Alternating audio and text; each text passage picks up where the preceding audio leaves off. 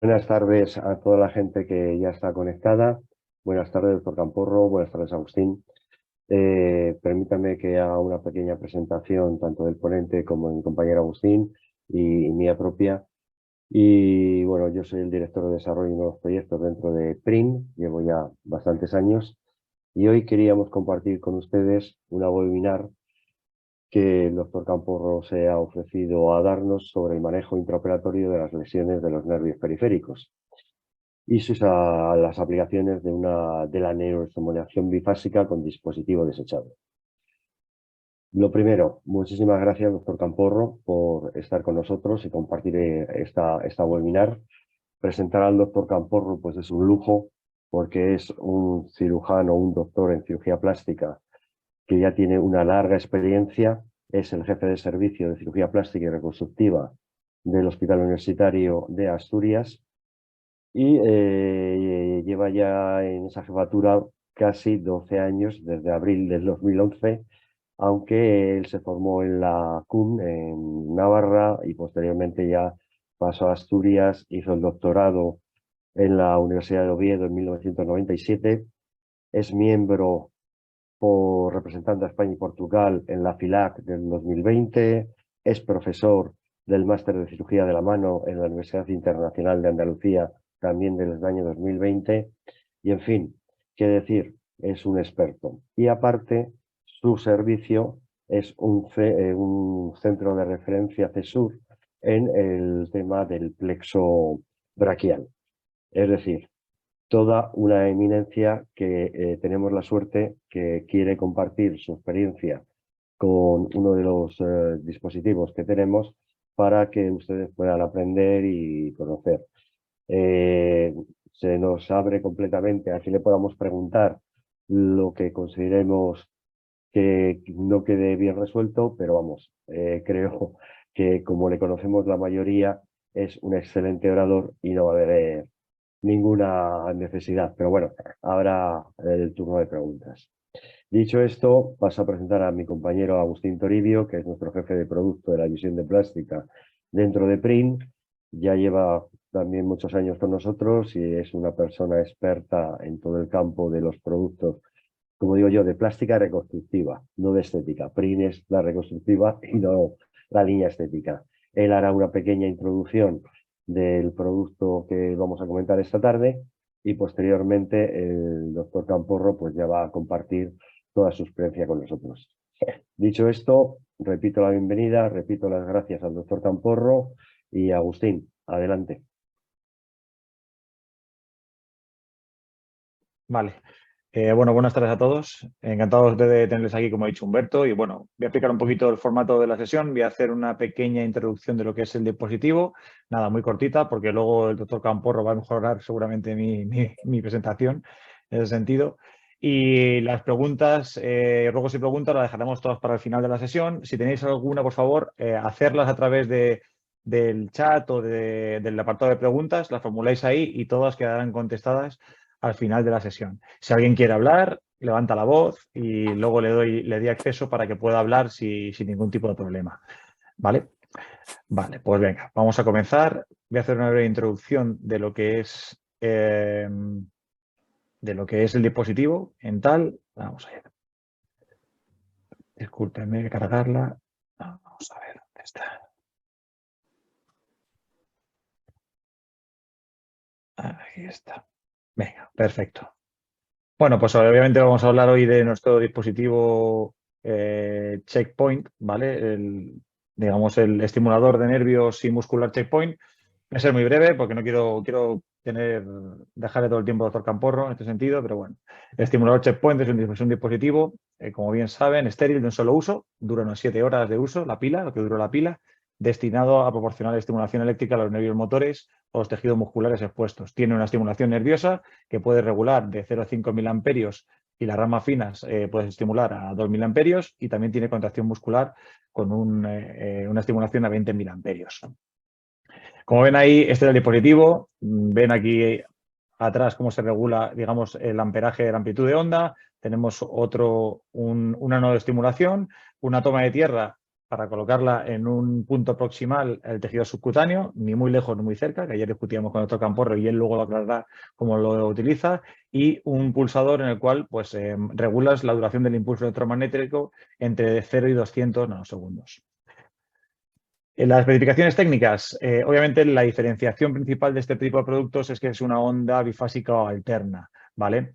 Que no, la corriente eléctrica no compromete la recuperación y aplicación, o sea que digamos que podemos aplicarlo sin riesgo de tener un daño al paciente. El mayor tiempo de contacto con el tejido disminuyendo el riesgo del daño, como he dicho, y evita la impedancia en el tejido detectada en los dispositivos, digamos, monofásicos o de corriente continua, ¿vale? Hoy en día hay manuales, como bien saben, que si no los tienen luego se los facilitamos, como son el Cochin o el de Hausmann o incluso McKinnon, que están haciendo estimulaciones continuas para regeneración axonal de hasta 8 o 10 minutos, sin dejar de aplicar constantemente.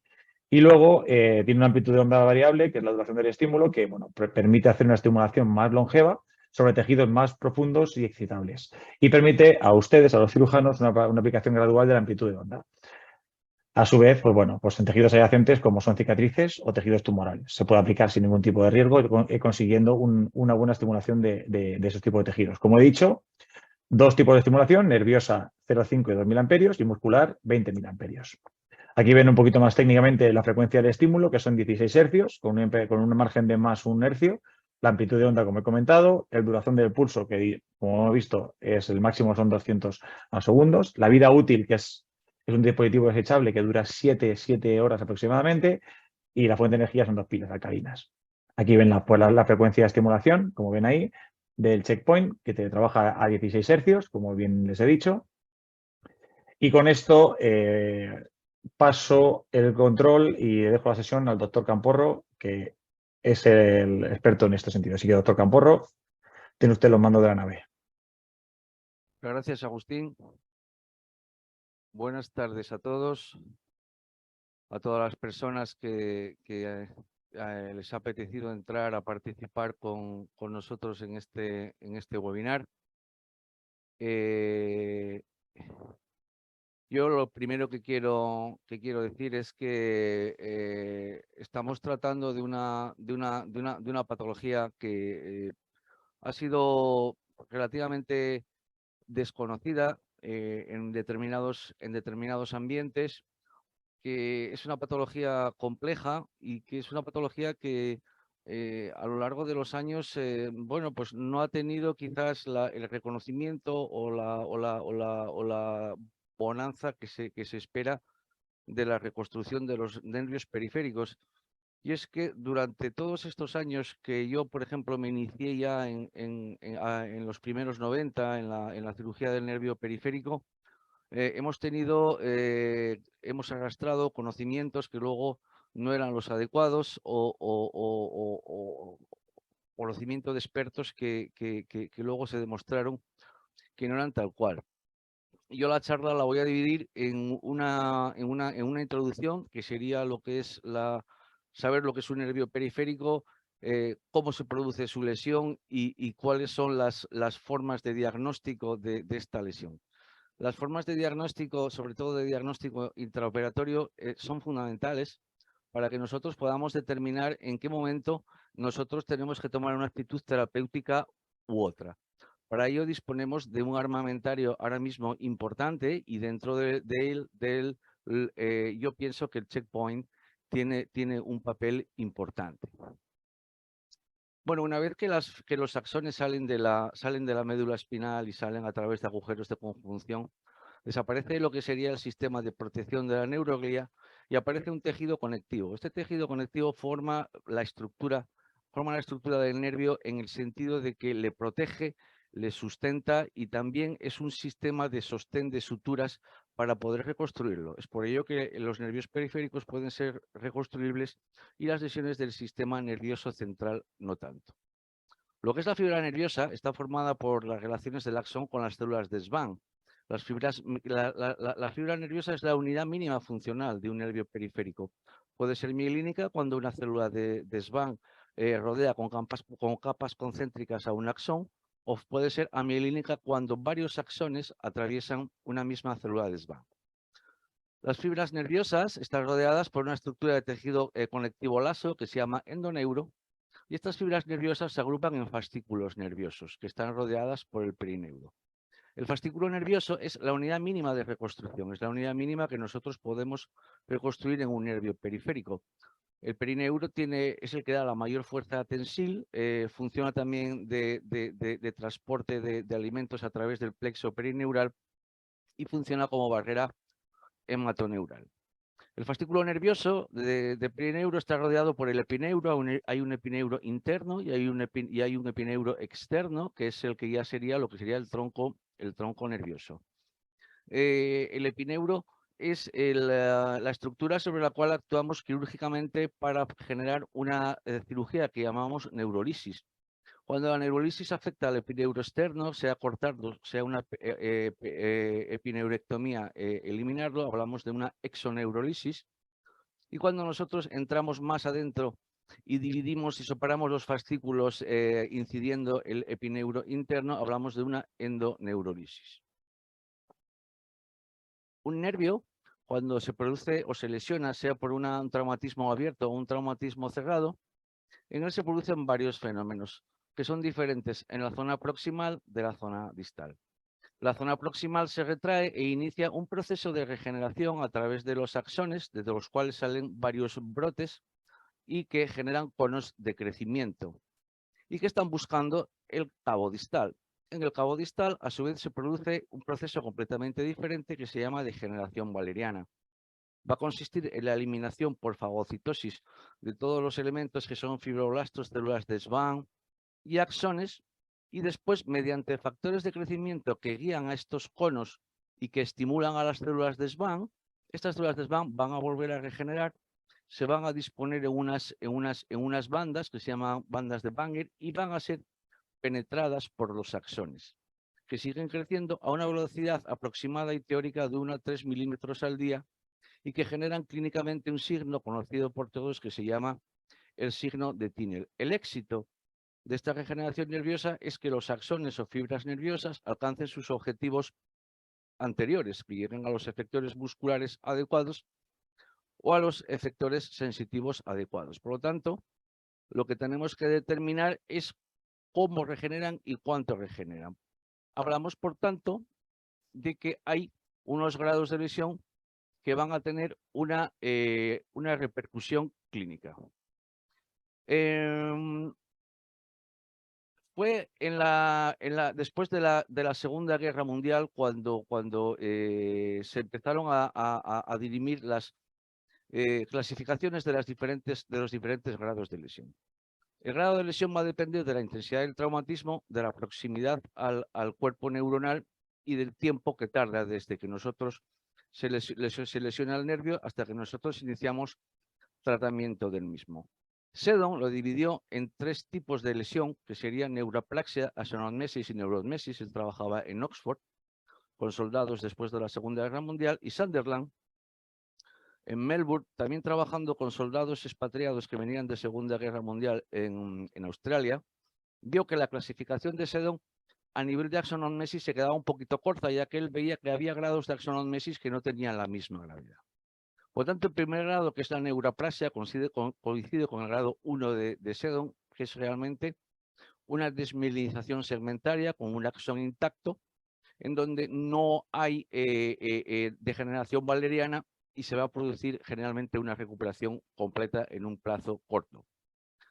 En el grado 2 de Sunderland ya se produce una lesión del axón, y entonces en esta lesión del axón hay degeneración valeriana, pero como todos los conductos conectivos están intactos, incluido el endoneuro, la recuperación y la regeneración generalmente es completa y se genera un signo de Tinel que podemos seguir clínicamente. En el grado 3 habría ya una lesión de un tejido conectivo, en este caso el endoneuro. Por lo tanto, había una cierta fibrosis endoneural, aunque en general el axón puede seguir regenerando. Puede haber una recuperación no tan completa como en el grado 2, pero tampoco se necesita gestos quirúrgicos importantes. Normalmente, con ciertos tipos de neurolisis puede ser suficiente para recuperar estas lesiones o dejar la recuperación espontánea. La lesión ya más grave se produce en el grado 4, donde se lesiona el perineuro. Cuando se lesiona el perineuro hay un bloqueo cicatricial dentro del nervio. Aunque el nervio está en continuidad, y por eso hablamos de que suelen ser lesiones cerradas, se producen neuromas en continuidad, en donde no va a haber regeneración, no va a haber progresión del signo de Tiner de la lesión y vamos a tener que ir a una reconstrucción del tipo que toque, según la lesión, según el momento. La neuromesis, aquí sí coinciden Seddon y Sunderland, es la disrupción completa de todas las estructuras, incluida la lesión, o sea, la sección del nervio. A finales de los 80, el grupo de McKinnon vio que realmente en los neuromas en continuidad convivían varios tipos de lesión y es merced al desarrollo de técnicas microquirúrgicas, de instrumentación microquirúrgica, de magnificación, de compresión de la topografía neural y de las técnicas de endoneurolisis, en el que nosotros podíamos intentar distinguir las lesiones 1, 2 y 3, que son lesiones recuperables, de las lesiones 4 y 5. Y eso es realmente en lo que se basa casi todas nuestras cirugías. Hay que tener en cuenta que el tiempo es importante, porque cuando en una lesión nerviosa se denerva un músculo, en 12 meses hay una pérdida de placas motoras y en 24 meses prácticamente una desaparición del músculo. Por lo tanto, nuestro objetivo sería, generar una reinervación antes de los 12 meses. Hay otros conceptos que se conocieron después y es que un nervio, un axón continuamente cortado genera un fenómeno que se llama axotomía crónica a partir del 6º mes y que afecta tanto al cabo distal, donde las células de Schwann ya no son capaces de regenerarse, como al cabo proximal en el sentido de disminuir el transporte de proteínas y de perder motoneuronas proximales efectoras. Por eso, un traumatólogo americano militar, George Homer, decía que el tiempo es un parámetro decisivo en el pronóstico y además es realmente el único que puede ser controlado por el clínico. Él adelantaba que cada mes de demora en tratar un nervio que precisaba una intervención quirúrgica, perdíamos una recuperación de un 10%. Entonces, en los tiempos de reparación que nosotros manejamos, lógicamente distinguimos lesiones abiertas de lesiones cerradas. Pongo en azul la única lesión que es subsidiaria de una coaptación simple, de una neurorrafia, y que es que sería la sutura primaria y que habría que hacerla dentro de la primera semana. En el rojo son lesiones en los que ya no vamos a poder hacer una coaptación de cabos nerviosos, sino que vamos a tener que interponer entre ellos injertos nerviosos fasciculares o de otro tipo para recuperar la lesión. En lesiones abiertas es cuando hay graves lesiones asociadas donde no podemos hacer una reconstrucción primaria, hay que hacer una cobertura previa y luego una reparación nerviosa diferida. La madre del cordero está en las lesiones cerradas, en donde un cirujano de nervio periférico se enfrenta con ellas habitualmente. Suponen hasta un 70, incluso un 80% de las lesiones que nosotros vemos. En ellos en las causas entran diferentes mecanismos, como vemos aquí, esa contusión, tracción, estiramiento, etcétera, etcétera.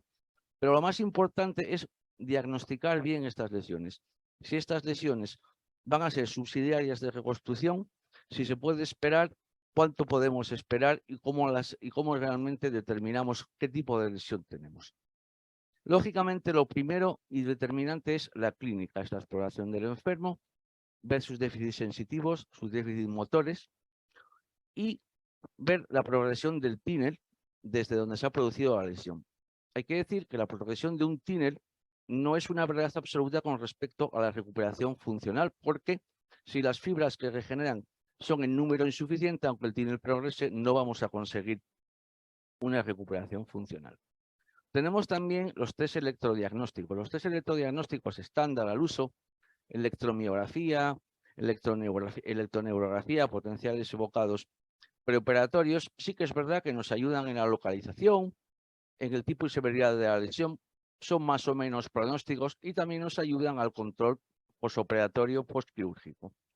Pero lo que sí es, desde mi punto de vista, importante es el momento de hacerlos. Para mí sería la 6ª semana, donde ya está instalada la degeneración valeriana. Si en ese momento no hay recuperación clínica, si el test electrodiagnóstico nos dice que hay denervación, o sea, fibrilación, y si no tenemos potenciales de unidad motora, hay que seguir observando y esperando Los segundos test nos gusta hacerlos a 12ª semana, tercer, cuarto mes, en donde si ya no hay potenciales de unidad motora, el músculo sigue denervando y no hay signos clínicos de recuperación, en general y con particularidades que podemos comentar, nos planteamos una reconstrucción quirúrgica. Dentro de las pruebas preoperatorias también es importante hablar, lógicamente, de las pruebas de imagen. Básicamente son la ecografía y la resonancia magnética. La ecografía tiene muchas aplicaciones en lesiones multifocales, discontinuidad o neuromas en lesiones accesibles. La resonancia magnética, ahora mismo que prácticamente en ningún hospital, en algunos sí que se hacen, a mí me gustaba bastante, se hace mielotac para determinar lo que sería la lesión por abulsión radicular del plexo braquial. Puede ser útil para determinar la presencia de abulsiones radiculares, pseudomeningoceles o foramen o canal medular vacíos. Lógicamente también es muy importante y determinante en el estudio de masas, y aunque no disponemos de ella, sabemos que se está desarrollando una técnica de resonancia, que es la tractografía o imágenes con tensor de difusión, en las que, graficando la direccionalidad del desplazamiento de moléculas de agua a lo largo de tractos nerviosos, podríamos ver de alguna manera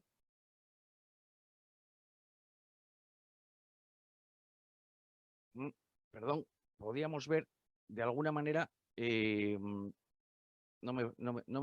pero no me ha funcionado. Podemos ver la progresión de esta regeneración. Dentro de los test intraoperatorios, que para nosotros ya son más importantes, existían en la cirugía del plexo braquial dos típicos, y los potenciales evocados y los somatosensoriales y los potenciales evocados motores. ¿Qué determinan estos test? Determinan algo muy importante para nosotros, y es si la lesión de una raíz nerviosa de un plexo braquial es reconstruible o no. Si la lesión es distal al ganglio sensitivo de la radicela dorsal, esta lesión podría ser reconstruible, porque aquí tendríamos tejido conectivo donde hacer suturas o usar una cola de fibrina. Pero si la lesión se produce dentro del canal vertebral o muy próximo a la médula, estas radicelas están rotas. Hablaríamos de avulsiones y aquí no se podrían, en principio, reconstruir. Las podemos estudiar intraoperatoriamente mediante los potenciales evocados somatosensoriales, que se miden de distal, aplicando el estímulo en la raíz hacia proximal, poniendo electrodos en cráneo o en cuello, y lo que para nosotros es más determinante, que es los potenciales evocados motores, en donde estimulamos directamente a nivel de la corteza motora frontotemporal y recogemos el estímulo distal, y de esta manera determinamos que hay continuidad de la radicela ventral, de la radicela motora, que realmente es la que nos interesaría, sobre todo para cualquier reconstrucción. Hace ya tiempo, junto con el equipo de neurofisiología, igual que las técnicas anteriores, que en nervio periférico usamos la determinación de potenciales de acción nerviosa. Es un dispositivo de medición que, mediante dos electrodos, uno trifásico que estimula y uno bifásico que recoge, determina el paso de estímulo a través del segmento nervioso que podría estar lesionado. Lo podemos determinar a partir de la 6ª semana. Nos da una medida de la gravedad de la lesión y nos da el potencial de recuperación que tenía. Si nosotros en este momento podemos determinar un PAN, un potencial de acción nerviosa, quiere decir que hay un mínimo de 4.000, 5.000 fibras milínicas que pasan a través del teórico segmento lesionado, y por tanto pronostica que, siendo positivos, quizás con una exoneurolisis sería suficiente y no tendríamos que añadir ningún gesto quirúrgico. Si son absolutamente negativos, nos dice que este segmento está lesionado de una manera lo suficientemente importante como plantearnos su sustitución por injertos nerviosos u otro gesto quirúrgico. A veces hay dudas y lo que hacemos es dividir un nervio en fascículos para determinar cuál está bien y cuál está lesionado. Lo hacemos por endoneurolisis y sustituimos los fascículos que no conducen. Clásicamente nosotros siempre hemos añadido el gesto de la neuroestimulación intraoperatoria. La neuroestimulación intraoperatoria la hemos hecho durante muchos años con neuroestimuladores de corriente continua. El neuroestimulador clásico de corriente continua se caracteriza porque este tipo de corriente va en un solo sentido, sin cambios de potencial. O sea, los electrones siempre van en el mismo sentido del flujo. Entonces, ahora hemos visto algunas desventajas. En primer lugar, producen una contracción por toque y hay que esperar un poquito para generar el segundo toque. ¿Por qué? Porque al pasar la corriente, el nervio poco a poco se va cargando. Quiero decirte que producen una carga de corriente dentro del nervio y al final se puede producir una disminución por fatiga, una disminución de la respuesta por fatiga. Las puntas generalmente metálicas de estos dispositivos pueden también generar cambios en el pH tisular, con lo cual a veces eso distorsiona un poco la medición. No podemos usarlos de una manera constante o muy seguida para no generar lesiones. Ello a veces nos puede dar información falsa sobre el nervio que se ha estimulado. He de decir que para hacer este tipo de cirugía, normalmente el tipo de anestesia que se usa es una anestesia general, sin relajantes, sin productos halogenados, para que no haya distorsión y el nervio sea estimulable. Todo lo que son bloqueos locorregionales, tipo anestesias de plexo braquial o anestesias tipo raquianestesia, impide el uso de este tipo de dispositivos, igual que una anestesia general con relajantes. También es cierto que más allá de los 30 minutos de manguito de isquemia usado, generalmente ya no son útiles, ya dejan de trabajar. Hace ya unos pocos años hemos sustituido este tipo de neuroestimulador por los neuroestimuladores de onda bifásica. Este tipo de dispositivo trabaja en corriente alterna, de tal modo y manera que el flujo de electrones va y viene a ciclos regulares, por tanto hay cambios de potencial. Suele haber una fase rápida catódica que genera el impulso y una fase lenta de recuperación. Ello conlleva que al final el flujo de electrones, como es oscilante, no libera carga en el nervio. Por lo tanto, ¿qué es lo que nos permite hacer? Nos permite hacer estímulos mucho más frecuentes o incluso estímulos más continuos, como por ejemplo es la estimulación muscular, sin en principio o teóricamente fatiga o lesión. También nos permite, como vamos a explicar después, la localización más precisa de nervios y puntos musculares y además, como no se produce carga en el nervio, puede seguir dando información con más tiempo de isquemia, lo cual nos facilita un poco lo que sería la continuidad de la cirugía. Trabajan con dos parámetros, uno de amplitud y otro de intensidad. En el interruptor proximal podemos colocar la amplitud que nos pueda interesar, que va de 0,5 a 20 miliamperios pasando por 2. Y lo que es en el interruptor distal, lo que podemos es graduar la intensidad, que es la duración del pulso, en una oscilación de 0 a 200 microsegundos. Tiene una toma de tierra, que es una aguja que se coloca en el tejido celular subcutáneo. Hay que colocarla de tal modo y manera que no se ponga muy próxima a tejidos que vayamos a estimular o en la zona que vayamos a estimular, si no se produce una distorsión, pero tampoco ponerla excesivamente alejada porque si no tendríamos el mismo problema. Cuando la sonda se pone en contacto con el tejido, antes de ponerse en contacto generalmente está en luz roja y cuando empieza a funcionar se producen unos destellos amarillos que nos indican que el dispositivo está funcionando adecuadamente.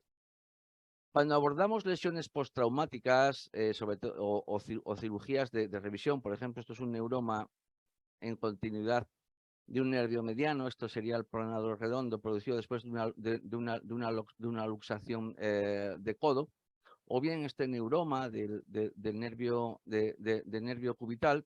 En el abordaje inicial, antes incluso de abrir la fascia, igual que cuando vamos a abordar músculos, iniciamos la cirugía a 20 miliamperios y 100 microsegundos de intensidad. Ello nos puede permitir o bien una estimulación zonal, es decir, un mapeo nervioso que cubre un radio de hasta 1,5 centímetros.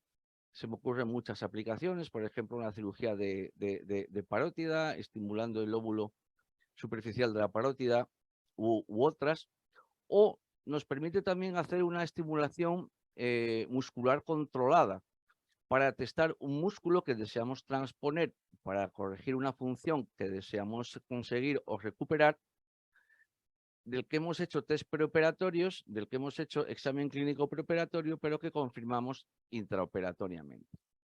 Siempre que abordamos las lesiones en continuidad, hay que hacer un abordaje desde zona sana, distal y proximal, hasta llegar a lo que sería el neuroma y separar el nervio de las estructuras adyacentes, incluso aislarlo con algún tipo de contraste. Lógicamente, en el momento que nos acercamos al nervio, estos parámetros ya los vamos disminuyendo. En la proximidad del nervio, en general, trabajamos a 2 miliamperios y en torno a 50 microsegundos de intensidad. Si queremos ver si hay algún problema relacionado, lo que sí que podemos aumentar es la intensidad, manteniendo la amplitud de 2 miliamperios, para ver qué es lo que pasa con el nervio, si hay algún estímulo. Generalmente, cuando vemos que el nervio responde o que estamos trabajando en la proximidad de nervios sanos, cuando vamos a hacer neurotizaciones, por ejemplo, como luego explicaremos, es muy conveniente ya bajar a una amplitud de 0,5 miliamperios y en torno a 25 menos de 50 microsegundos, porque un nervio normal respondería sus efectores musculares a estos parámetros sin dificultad. Siguiendo con el trabajo de determinar una lesión en continuidad, una vez quitado todo el epineuro y dividido el nervio en sus fascículos, esto ya generalmente lo hacemos al microscopio, vamos a valorar la estructura fascicular. Hay que saber que su presencia no garantiza la ausencia de lesión, porque una rotura del perineuro puede incluso no apreciarse al microscopio, pero sí haber un bloqueo cicatricial interno, y en general la arquitectura microscópica del nervio suele ser peor que su apariencia. Un nervio que pensamos que puede estar lesionado no va a tener respuesta a 2 miliamperios. Normalmente, cuando tenemos este parámetro que no nos funciona, debemos pensar que en este nervio igual tenemos que hacer algún gesto quirúrgico. Como todas estas test de diagnósticos intraoperatorios son complementarios, si nos plantean algunas dudas en esta zona, podríamos plantearnos completar el diagnóstico con determinando potenciales de acción nerviosa. Por lo tanto, pienso que el checkpoint tipo neuroestimulador es complementario de otros test diagnósticos intraoperatorios. Aquí vemos, vamos a ver algunos supuestos. Esto es una sección por arma blanca del nervio espinal. El nervio espinal es un nervio que es un par craneal número 11, motoriza el músculo esternocleidomastoideo, y pasando por detrás o posterior a él va a dar su función al músculo trapecio, que es un músculo muy importante en la estabilización de la articulación del hombro. Aquí vemos cómo no funciona el trapecio del lado izquierdo después de la lesión, incluso hace un poquillo de escápula alada diferente de la que se produce por la lesión del nervio torácico largo del músculo serrato. En el abordaje del triángulo posterior del cuello, determinamos la presencia de diferentes troncos nerviosos. Aquí estaría, detrás del esternocleidomastoideo, aquí estamos en el triángulo posterior del cuello, veis en esta imagen la zona donde estamos trabajando, que es esta. Por aquí suele haber otros nervios, el auricular posterior, etcétera, etcétera. Entonces, ¿qué utilidad puede tener aquí el checkpoint? De hecho, lo usamos para ello. Bueno, pues si pensamos que el tronco proximal que tenemos o que hemos localizado es el del nervio espinal, lo disecamos proximalmente y vemos que una rama, que en este caso estimulamos, va a mover el músculo esternocleidomastoideo, con lo cual sabemos que estamos trabajando sobre el nervio espinal lesionado más distalmente. De buscar el cabo distal del nervio espinal en la proximidad del trapecio, ahí no podríamos usar ningún tipo de estimulación, pero suele ser más fácil una vez encontrado hacemos la reparación con un injerto nervioso de nervio sural al uso. En las neurotizaciones también tiene un papel importante el uso del checkpoint. Cuando digo neurotizaciones, ¿qué quiero decir? Cuando digo neurotizaciones, quiero decir que no podemos reparar una lesión nerviosa o no es tan bueno el tratamiento de una lesión nerviosa mediante el uso de interponer injertos nerviosos. Bien, porque esto es imposible, no hay un cabo proximal como una abulsión de las raíces de un plexo braquial. Bien, porque pensamos que el tiempo de regeneración, quiero decirte que no va a ser aceptable, o sea, que vamos a interponer unos injertos nerviosos y que el crecimiento de ese haz de regeneración nerviosa, cuando llegue a sus efectores distales, estos no estarán en condiciones de funcionar porque sus placas motoras estarán degeneradas, etcétera. Por ejemplo, en lesiones muy proximales del plexo braquial, cuando nos vemos o nos veíamos en la necesidad de hacer largos injertos nerviosos desde el plexo supraclavicular a efectores distales, en este caso la rama del bíceps y la rama del músculo braquial anterior del nervio musculocutáneo. Bien, cuando hay una zona de lesión indefinida en la que realmente no sabemos dónde vamos a colocar nuestro injerto nervioso y entonces decidimos hacer una neurotización, o bien cuando estamos un poco pasados de tiempo en un abordaje terapéutico tardío, más de 10 meses, por ejemplo. En un plexo braquial, si vamos a ir a unos injertos nerviosos, sabemos que el tiempo de regeneración puede no ser aceptable. Por lo tanto, lo que tenemos que hacer o lo que queremos hacer es realmente manejar el tiempo. El tiempo es muy importante y es el único factor que nosotros podemos controlar. Por lo tanto, intentamos convertir una lesión proximal en una más distal para restaurar una función. ¿Qué herramientas usamos? Pues usamos nervios sanos, bien a través de una rama nerviosa, a través de una porción terminal del nervio o a través de un fascículo prescindible. ¿Qué ventajas observamos en este tipo de cirugías? Pues podemos obviar la zona de lesión, si es una zona de lesión muy fibrótica, si es una zona de lesión donde ha habido una intervención con un bypass vascular, en donde realmente no sería muy útil tampoco entrar, o lo que encontraríamos no sería subsidiario de reconstruir. No vamos a precisar el uso de injertos nerviosos, vamos a conseguir una reinervación precoz con menor tiempo de inmovilización y la restauración suele ser más funcional y de mejor calidad que la que usamos en cirugías paliativas con transposición de tendones, aunque sigue siendo, lógicamente, una cirugía muy útil. Entonces, los nervios que usamos donantes pueden ser motores si vamos a restaurar una función motora, o pueden ser sensitivos no críticos si vamos a restaurar una función sensitiva. El nervio motor, para usar, debe ser en la medida de lo posible sinérgico. Quiero decir que no produzca funciones que sean antagónicas. Por ejemplo, si nosotros queremos restaurar una extensión de muñeca, como veremos después en una lesión del nervio radial, usaremos para neurotizar pues una rama del nervio mediano que genere flexión de los dedos, porque la flexión de los dedos es sinérgica con la extensión de la muñeca. Debe tener buena actividad en el electromiograma preoperatorio y debe tener un haz de axones, un input de axones adecuado.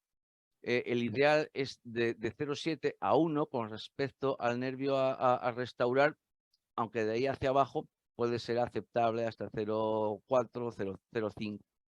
Siempre este nervio sano o esta rama nerviosa o este fascículo lo vamos a suturar lo más distal posible, lo más cerca posible de los efectores de los músculos que queremos reconstruir.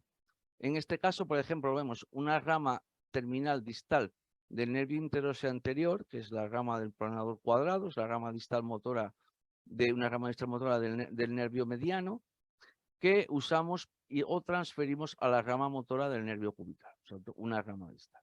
En este otro caso, lo que hacemos es una rama de un tronco nervioso. En este caso sería una rama del nervio radial que vamos a transferir a la porción anterior del nervio axilar para restaurar la función del deltoides. O también podemos usar parte de un nervio, un fascículo nervioso que nosotros identificamos para, en este caso, motorizar mediante un fascículo del nervio cubital la rama motora del bíceps para conseguir una flexión del codo perdida. Entonces, nosotros, ¿cómo usamos el checkpoint o qué utilidad tiene el checkpoint en estas cirugías? Pues veis aquí una parálisis de plexo braquial. Esta flexión de codo la hace a costa del brachioradialis, pero realmente el bíceps está paralizado. Entonces queremos hacer una neurotización para conseguir una flexión de codo. El inicio de la cirugía, en la cara medial del brazo, la iniciamos a 20 miliamperios y 100 microsegundos para hacer un mapeo. Una vez abierta fascia y localizados los nervios con los que queremos trabajar, ya bajamos a 2 miliamperios. Dentro de estos nervios, que son el nervio cubital y el nervio mediano de cada uno de ellos, vamos a usar un fascículo nervioso para neurotizar la rama del bíceps y del braquial anterior. Las vamos a identificar y es fácil de identificar usando el checkpoint a una amplitud muy baja y a una intensidad baja. Lo que queremos ver con esto es ese fascículo, cuál es su función. Si es una función extrínseca o una función intrínseca. Buscamos, lógicamente, una función extrínseca, un fascículo que sea, por ejemplo, del músculo cubital anterior, y no vamos a usar un fascículo del nervio cubital que motorice los músculos intrínsecos de la mano, porque nos puede dejar una secuela importante. También confirmamos que dentro de los fascículos que nosotros seleccionamos hay, digamos, una redundancia de inervación. Eso quiere decir que hay más fascículos o fascículos próximos que generan la misma función, usando también los mismos parámetros. La selección del fascículo a una intensidad muy baja nos debe de dar una contracción muscular alta. Sabéis que el Medical Research Council hablamos de 0 hasta 5 en el grado de fuerza muscular, entonces buscamos un grado 4 o un grado 5. Intraoperatoriamente, como es en este caso, estamos estimulando un nervio cubital para determinar qué fascículo vamos a usar. Lo haremos también con el nervio mediano y determinadas y seleccionados los fascículos hacemos la transferencia, en este caso clínico.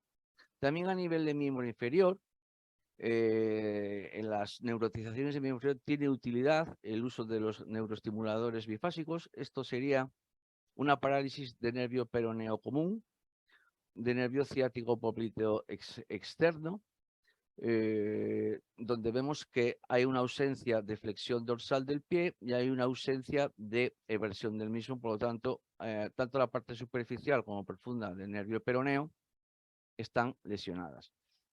Vamos a planificar en este caso una transposición, una neurotización usando una rama del nervio tibial posterior para neurotizar la parte que nos interesa del nervio peroneo común, que es la parte profunda. ¿Por qué la parte profunda?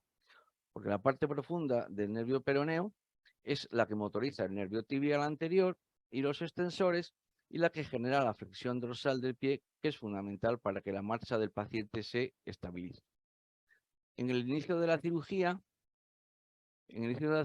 lo que vamos en primer lugar es a trabajar sobre la parte que teóricamente no funciona y que de hecho no funciona con los parámetros de mapeo a 20 miliamperios y 100 microsegundos, acercándonos al nervio, y a 2 miliamperios vemos que tampoco se genera ningún tipo de actividad o de flexión dorsal. Por lo tanto, determinamos, podemos incluso, una vez dividido este nervio peroneo común en sus porciones profunda y superficial, determinar, bajando incluso más la intensidad, que no funciona. Por lo tanto, nos vamos a buscar una rama motora que nos sirva para neurotizar este nervio peroneo profundo. En este caso, hemos visto una rama que puede pertenecer al músculo sóleo, que tiene una rama más proximal y una rama más distal. Aquí vemos cómo, estimulando la rama que nosotros hemos seleccionado, generamos en este caso lo estamos usando a intensidad muy baja, generamos un movimiento en la zona que nos interesa. En este caso sería lo que es en el tercio medio proximal de la pierna, la contracción del músculo. Determinado esto, hacemos directamente la transposición de esta rama motora del músculo sóleo al nervio peroneo profundo.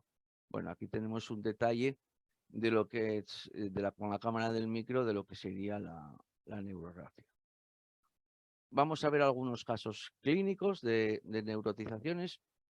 Esto es una parálisis de plexo, de una parálisis alta de las raíces C5, C6, por lo tanto había una lesión de la movilidad del hombro, porque estaban lesionados los músculos supra e infraespinoso, estaba lesionado el músculo deltoides y una recuperación del músculo bíceps, con lo cual nos centramos en lo que es la recuperación de la función del hombro. Aquí marcamos un abordaje supraclavicular de plexo, aquí marcamos un abordaje infraclavicular de plexo. Es interesante no perderse en el vicio a veces de las neurotizaciones, y conviene en cualquier circunstancia hacer la cirugía completa, salvo que haya alguna contraindicación. Quiero decir, explorar todas las opciones, explorar en un plexo braquial la zona supra, la zona infraclavicular, y determinar que realmente no es útil hacer una cirugía clásica al uso con injertos nerviosos y que debemos recurrir a neurotizaciones más distales. Recurrir directamente a neurotizaciones y obviar los pasos anteriores de la cirugía, realmente yo sé que hay gente que lo hace, pero yo prefiero hacerlo de esta otra manera. Una vez que hemos hecho en el abordaje supraclavicular de plexo y estimulando, en este caso estamos haciendo unos potenciales de acción nerviosa, vemos que conseguimos buena función del nervio supraescapular, que mueve el supra y el infraespinoso, y no así del nervio axilar, que lo determinamos en el abordaje infraclavicular de plexo. Y entonces, con el tiempo pasado y sabiendo que una neurotización en este caso puede ser útil, pues hacemos la neurotización clásica, que se hace para motorizar el nervio axilar. Hemos comentado antes, es usar una rama del tríceps, una rama del nervio radial, que tiene 3 ramas. Generalmente usamos la primera que sale, que es la de la porción larga del tríceps, para motorizar la porción anterior del nervio axilar, que va a mover la porción media y anterior del músculo deltoides. Podemos conseguir resultados. Este es el pre, este es el post, como los que vemos, con el uso de las neurotizaciones, en este caso de los nervios que mueven el hombro. Este es un caso de una paciente que había sido intervenida hace ya bastantes años, de un cáncer de mama bilateral en el lado izquierdo. Se había hecho una reconstrucción con un dispositivo protésico al uso y 12 años después la paciente debutó con un dolor que cedió en unos pocos meses y después con una parálisis completa de la separación del hombro y de la flexión del codo. En los estudios de imagen se determinó que había una zona de fibrosis en torno a las estructuras del plexo braquial, por encima de la cúpula pleural, que englobaba lo que serían los músculos escaleno anterior medio y el plexo braquial. Se intentó una biopsia por Bach, que no fue efectiva, pero a la vista de la clínica nos decidimos a hacer una exploración nerviosa, un abordaje de nuevo supra-infraclavicular de plexo braquial. En la zona supraclavicular vimos una masa que parecía fibrosis, que englobaba los nervios del plexo, los escalenos, que resecamos en bloque. En la zona infraclavicular del plexo no detectamos ninguna lesión. El análisis de esa masa fue metástasis de cáncer de mama en el plexo braquial, con lo cual ya sabíamos o ya intuíamos que, de ser así, tendría una radioterapia posoperatoria. En ese momento y intraoperatoriamente lo que decidimos fue restaurar la función del hombro mediante una transposición del nervio espinal, del nervio del trapecio, su porción distal, lógicamente, para no denervar el músculo trapecio al nervio supraescapular para motorizar el supra y el infraespinoso, iniciar un movimiento del hombro. Esta es una imagen del nervio espinal que vamos a transponer al nervio supraescapular. Y también en la misma cirugía hicimos unas neurotizaciones, como hemos comentado antes, de un fascículo del nervio cubital a la rama del bíceps y de un fascículo del nervio mediano a la rama del músculo braquial anterior. La paciente, además, en el posoperatorio y ya durante la radioterapia, tuvo que someterse a un tratamiento de radioterapia, sobre todo en la zona de plexo supraclavicular, lo cual pensamos dificultó la reinervación del nervio supraescapular, aunque sin embargo sí conseguimos una estabilidad del hombro y sí conseguimos una buena motorización de la flexión del codo. En controles posoperatorios a 8 años, que ya llevamos intervenida a esta paciente, de momento la paciente, gracias a Dios, sigue libre de enfermedad. Lógicamente, también se han instaurado neurotizaciones más distales para lesiones más frecuentes, como pueden ser las lesiones del nervio radial. Son frecuentes después de fracturas humerales a nivel de tercio medio de diáfisis, a nivel de tercio distal. Pueden ser producidas por el propio traumatismo, pueden ser producidas desgraciadamente a veces durante la osteosíntesis o la osteosíntesis del húmero. Hay una neurotización muy específica para recuperar esta función. Si una vez explorado el nervio radial, que generalmente puede estar lesionado en el canal de torsión, no determinamos exactamente dónde puede estar la lesión. Pero sí que sabemos que si nosotros usamos una rama del flexor superficial para motorizar la rama del extensor carpi radialis brevis, que es uno de los dos extensores importantes de la muñeca, y una rama del flexor carpi radialis de la muñeca palmar mayor, para motorizar el nervio interóseo anterior. El nervio interóseo anterior es el extensor, es el que motoriza la extensión de los dedos largos, del pulgar y del extensor cubital de la muñeca. En este caso, como vemos, aquí vemos la clínica. Aquí vemos una radiografía de la osteosíntesis del húmero. En este caso, usamos una anestesia general, una cirugía larga. Preferimos, no usar isquemia.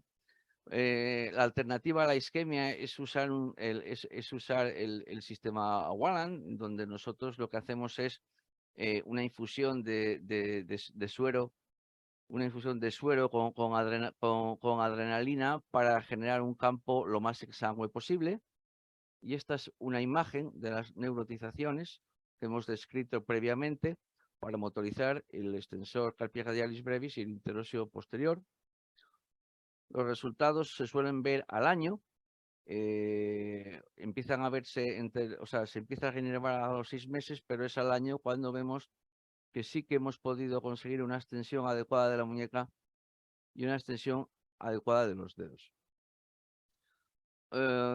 A nivel de miembro inferior, también nos animamos ya hace años a hacerla. Este es el primer caso de neurotización de miembro inferior. Era un paciente que se le había extirpado una masa pélvica que resultó ser un esvanoma del nervio femoral, del nervio crural, que fue extirpado completamente. Pensamos que era muy difícil o poco útil entrar de nuevo en la pelvis a buscar el cabo proximal.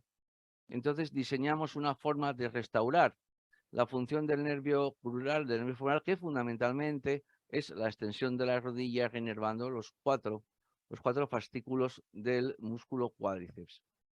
En esta disección anatómica observamos las ramas del nervio femoral y observamos los nervios que se pueden utilizar para neurotizar estas ramas. Uno es la rama anterior del nervio obturador en la cara interna del muslo, que motoriza el músculo gracilis o recto interno, que es en este caso es prescindible.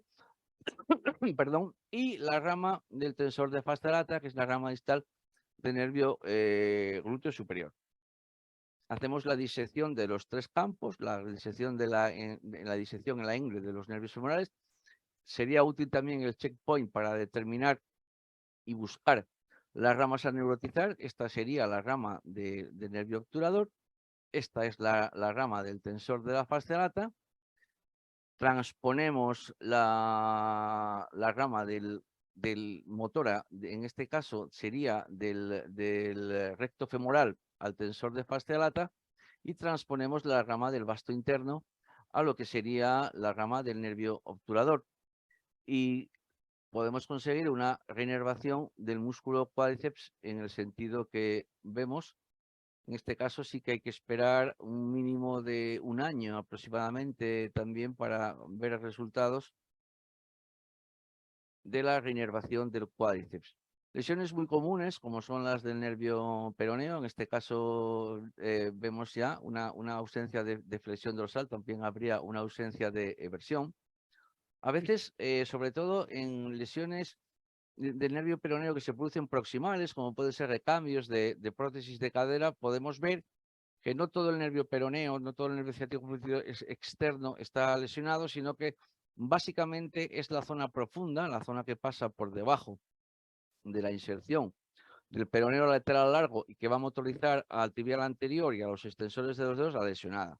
Hay estudios anatómicos, como en este caso, que nos dicen que el nervio la porción superficial del nervio peroneo que está indemne porque hay eversión del pie, funciona y que podríamos usar una de las ramas del peroneo lateral largo para neurotizar la rama del tibial anterior, como hacemos en este caso, para recuperar de nuevo la función de dorsiflexión del pie y de caminar sin férula antequino y sin marcha en este paje, con la elevación de la rodilla y flexión de la cadera. Bueno, ¿qué más aplicaciones tiene el checkpoint? Bueno, pues en las transposiciones musculares. Las transferencias musculares funcionales, sean libres, sean pediculadas, están indicadas cuando estamos lejos de la ventana terapéutica de reconstruir lo que sería la función nerviosa, pues bien porque nos hemos pasado de tiempo, bien porque ha habido avulsiones y no tenemos raíces que neurotizar y tampoco tenemos, sobre todo en panplexopatías, o sea, parálisis completas de plexo braquial, ramas para neurotizar, bien porque ha habido una reconstrucción nerviosa que ha fallado, en lesiones congénitas, artrogriposis, o cuando no tenemos cabo nervioso distal, pues por ejemplo en quemaduras eléctricas o porque los grupos musculares han sido destruidos. No. Tienen unos requisitos comunes que tampoco vamos a comentar excesivamente, pero sobre todo sí quería decir que tenemos que tener una función antagonista adecuada para que este músculo que has traspuesto y que recupera una función tenga sus músculos antagonistas para que la función sea correcta, que la movilidad pasiva de las articulaciones ha de estar en un rango normal, si no hay que hacer alguna cirugía previa, que la cobertura de la zona por donde tú pasas el músculo ha de ser estable y si no hay que reparar. Esto es un caso de una parálisis de plexo braquial donde hemos conseguido recuperar una flexión adecuada del codo y lo que vamos a hacer es una transposición de pectoral mayor para recuperarla. Aquí estamos testando la parte external, la parte externa del músculo pectoral. La clavicular no funciona todo lo adecuadamente que queríamos por lo que es la lesión de plexo braquial.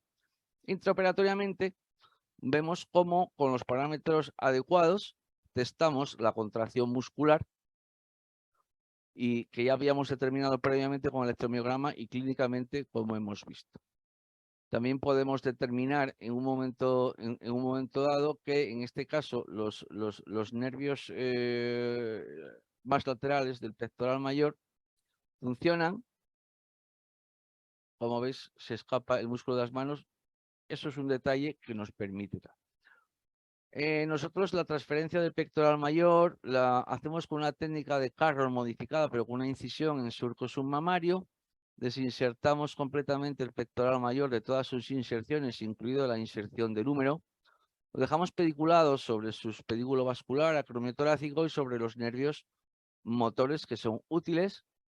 Hacemos un constructo con un injerto tendinoso, de los que tenemos en banco de tejidos, y lo tubulizamos en torno al mismo. En general, hacemos después la transposición subcutánea hemos tenido varias fases para fijar esta transposición. Últimamente nos hemos decantado más por una reinserción ósea, del mismo, aunque cualquier técnica que funcione es válida. Esto es un ejemplo del mismo tipo de cirugía, donde vemos que esta es una parálisis de plexo braquial, donde se ha recuperado incompletamente la flexión del codo. Incompletamente digo porque el bíceps funciona, pero no vence a gravedad, por lo tanto tendríamos un M2. Necesitamos más flexión de codo. La transposición al uso que hemos comentado, pues es un nervio pectoral alargado con su halo injerto tendinoso, tunelizado a la zona de inserción.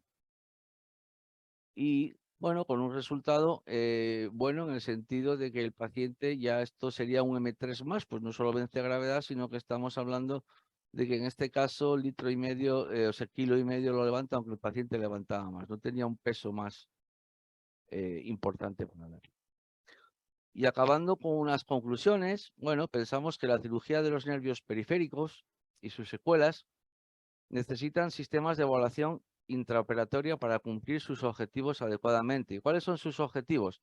Sus objetivos es determinar lo más difícil. ¿Y qué es lo más difícil? Distinguir, sobre todo dentro de las lesiones cerradas, cuáles son los fascículos que van a regenerar de forma espontánea, aquellas lesiones tipo 2, 3, sobre todo 3, de aquellas lesiones que no son recuperables sin algún gesto quirúrgico, que son la tipo 4 y la tipo 5.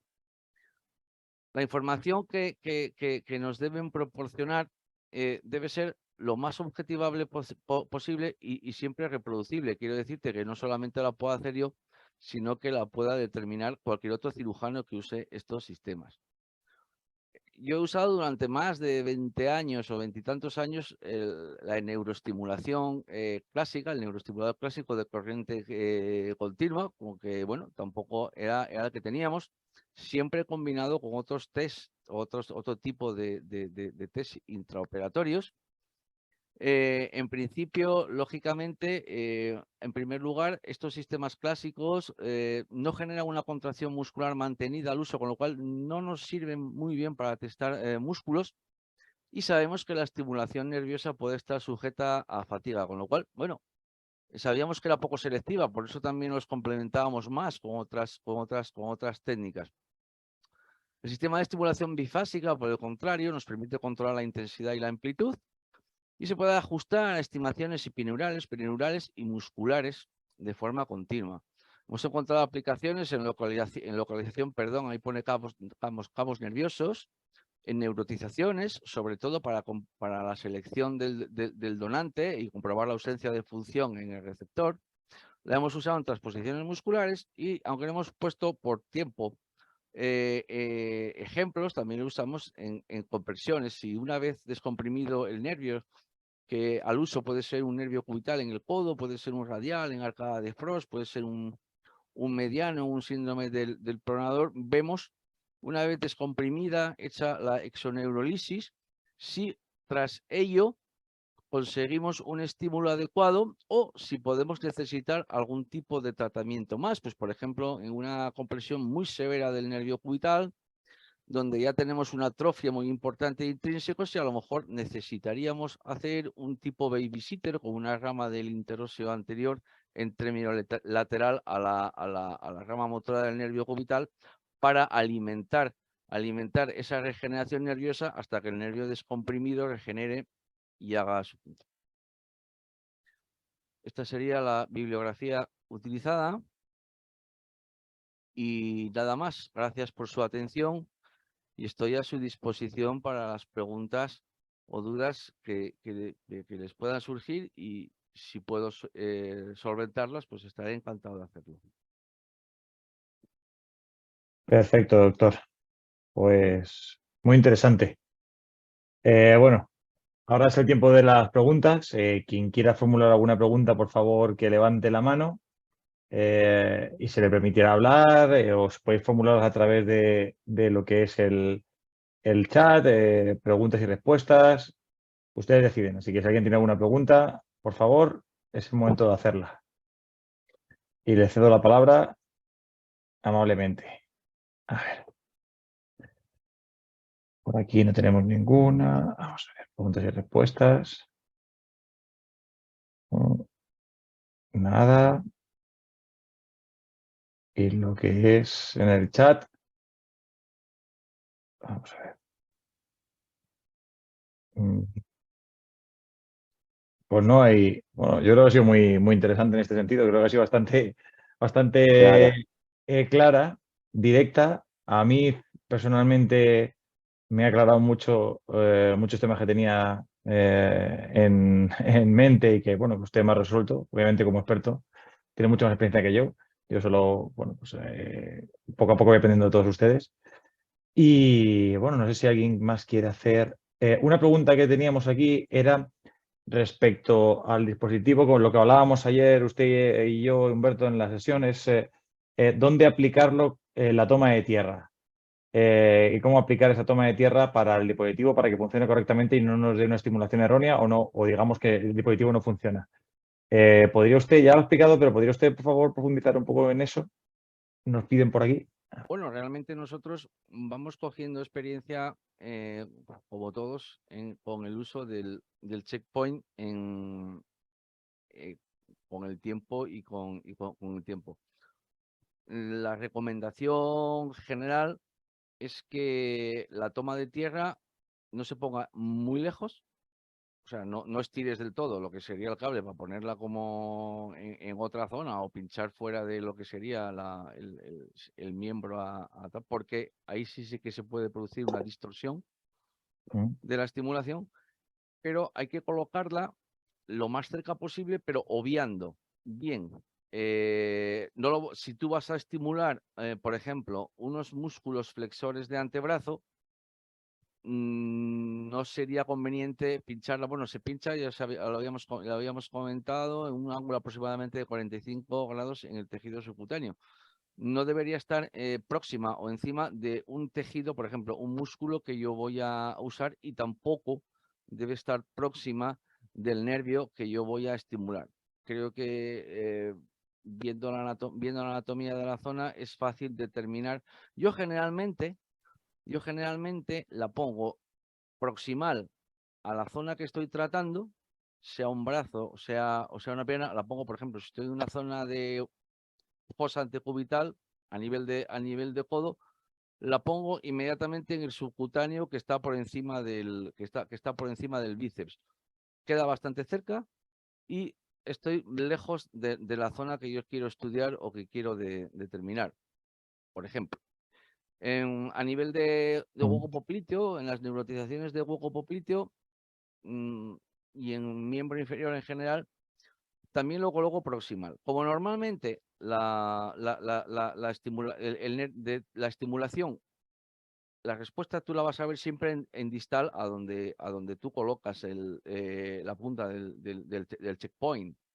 Entonces, si tú siempre vas proximal a la zona que vas a estimular, nunca te vas a ver en el brete de que esté ni próximo a la zona, a las masas musculares que quieres estimular, ni próximo al nervio que vas a estimular, pero te queda muy cerca de donde realmente estás trabajando. Entonces esa es la manera en que yo coloco la aguja de la toma de tierra. Perfecto. Gracias. Y aquí nos preguntan, esto es algo que yo he comentado al principio, que si usted tiene experiencia en estimulación continua durante un tiempo prolongado de más de un minuto. Y, bueno, eso lo comenté al principio, creo que los manuales de Cochin y McKinnon y en el Hausman, creo que aparece, y que es algo interesante y si usted tiene experiencia en ese sentido. ¿Y cuál es la finalidad de estar estimulando más de un... O sea, quiero decir, ¿qué te aporta estimular un músculo durante más de un minuto? ¿Para comprobar que funciona el dispositivo hasta este lado? ¿O tú realmente lo que quieres es ver... Yo no tengo experiencia en estimular un músculo durante más de un minuto porque no necesito estimularlo durante tanto tiempo. Para mí, testar que un músculo tiene una fuerza M4, M5, con unos cuantos segundos de estimulación continua, ya lo determino. Y si lo he determinado, no necesito estimular más. Sí, bueno, yo creo que en esto lo poco que he podido leer de la evidencia, de leer los manuales de nervio periférico de Cochin y demás, es que bueno, están haciendo estimulaciones a nivel prolongado para una regeneración axional o una comunicación más que tiene mejores resultados con la evidencia. Creo que es algo que están experimentando ellos desde hace unos pocos años en Estados Unidos y que era, bueno, pues a día de hoy creo que, bueno, pues creo que pocas personas pueden resolver esa pregunta. ¿Hablamos del músculo que vas a transponer o hablamos de un músculo que va a recibir? Quiero decirte, Es el músculo que va a transponer, lo que yo creo que quieren el decir en ese músculo que va sentido. a transponer, estimulándolo durante más de un minuto, Sí, teóricamente incluso el funcionaría nervio, mejor. en teoría. En teoría, La estimulación muscular directa. eso es. Pero bueno, eso está por describir y creo que hay una actualización que va a salir ahora a finales de junio de McKinnon, hablando de ese tema, que cuando lo tenga se la paso a todos los asistentes, lo pasaré junto con el manual de Cochin y el Hausman, que son bastante interesantes. A ver si queda alguna pregunta más. Voy a mirar el chat. Creo que no. A ver, no. Pues alguien nos levanta la mano. Tampoco. Así que no sé si tienen alguna pregunta más. Humberto, si tienes algo más que comentar. Nada, si os parece bien, dar las gracias al doctor Camporro por la brillante exposición que nos ha hecho y el poder introducirnos en el manejo del producto del Checkpoint y compartir su experiencia con el equipo y dar las gracias a los ponentes, perdón, a los ponentes, a la gente que se ha unido a la webinar y esperar para una próxima webinar seguir ampliando el conocimiento. Gracias a todos. Bueno, pues nada, muy amable. Gracias, doctor Camporro. Gracias a vosotros, Doctor gracias Camporro. a los asistentes y nada, hasta otra. Nada, Venga, gracias. Venga, que tenga buena muchísimas tarde. gracias. Igualmente, Buena Gracias. hasta tarde. luego.